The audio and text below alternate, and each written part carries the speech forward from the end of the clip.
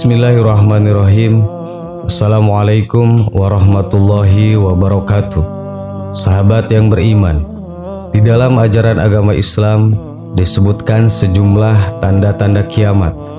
Salah satu hadis sahih yang berkaitan dengan kiamat atau asya'ah yang pasti adalah hadis yang diriwayatkan oleh Imam Muslim dalam sahihnya, dan juga diriwayatkan oleh beberapa perawi hadis serta diakui oleh para ulama adalah hadis berikut. Dari Huzaifah bin Asid al-Ghifari berkata, Rasulullah SAW menghampiri kami saat kami tengah membicarakan sesuatu. Ia bertanya, "Apa yang kalian bicarakan?" Kami menjawab, "Kami membicarakan kiamat." Ia bersabda, "Kiamat tidaklah terjadi sehingga kalian melihat 10 tanda-tanda sebelumnya." Rasulullah menyebut kabut, Dajjal, binatang ad-dabah, terbitnya matahari dari barat, turunnya Isa bin Maryam alaihissalam, Ya'juj dan Ma'juj, 3 gerhana, gerhana di timur, gerhana di barat, dan gerhana di Jazirah Arab. Dan ada yang terakhir adalah api muncul dari Yaman, mengiring manusia menuju tempat perkumpulan mereka. Tanda-tanda kiamat dalam hadis tadi disebut sebagai tanda-tanda kiamat kubro atau hari akhir. Bukan hanya dari hadis saja tentang tanda-tanda terjadinya hari kiamat. Ternyata ada pula tanda-tanda kiamat berdasarkan kacamata sains.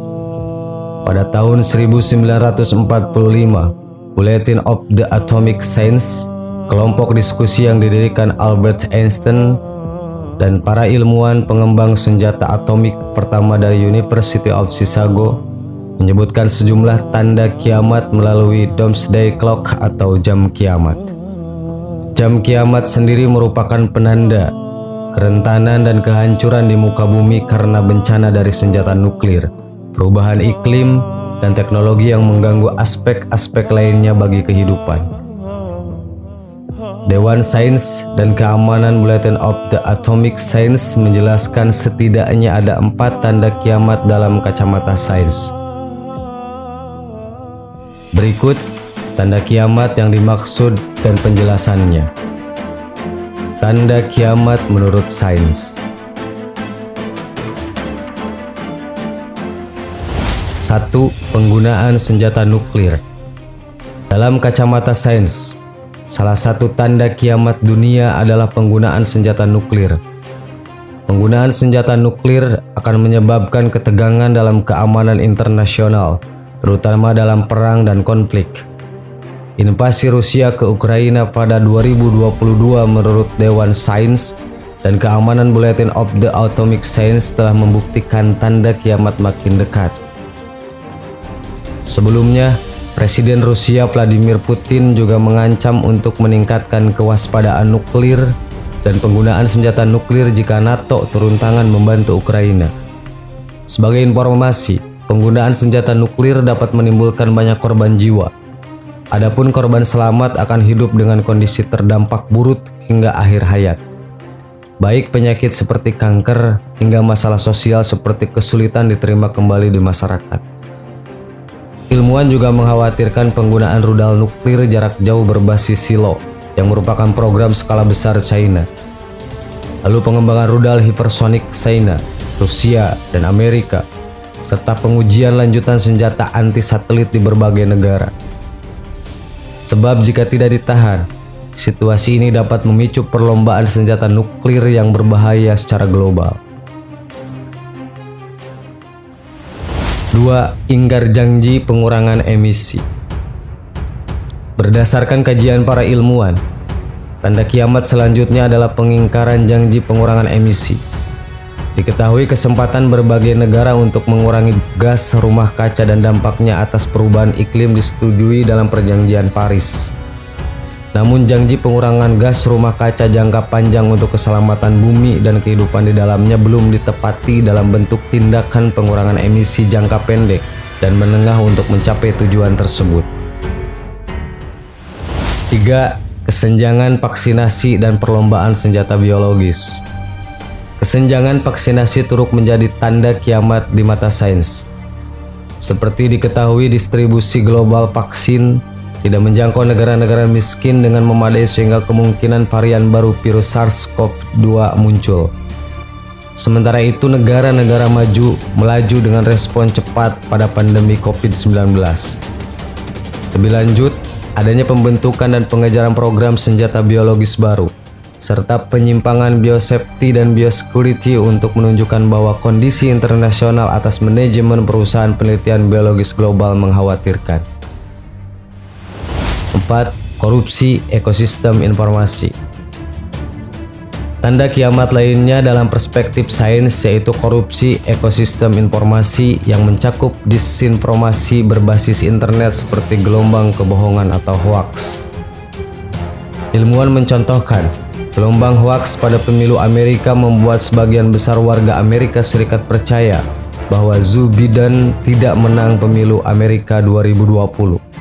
Tidak hanya merusak pemilu, disinformasi juga merusak demokrasi dan mengganggu kemampuan negara tersebut dalam memimpin usaha global dalam menghadapi berbagai masalah dunia yang telah berlangsung. Menurut para ilmuwan Bulletin of the Atomic Science, tidak mustahil untuk mengurangi laju terjadinya tanda kiamat asalkan ada upaya nyata dari manusia. Sahabat yang beriman, itulah ciri kiamat menurut sains. Semoga bermanfaat. Assalamualaikum warahmatullahi wabarakatuh.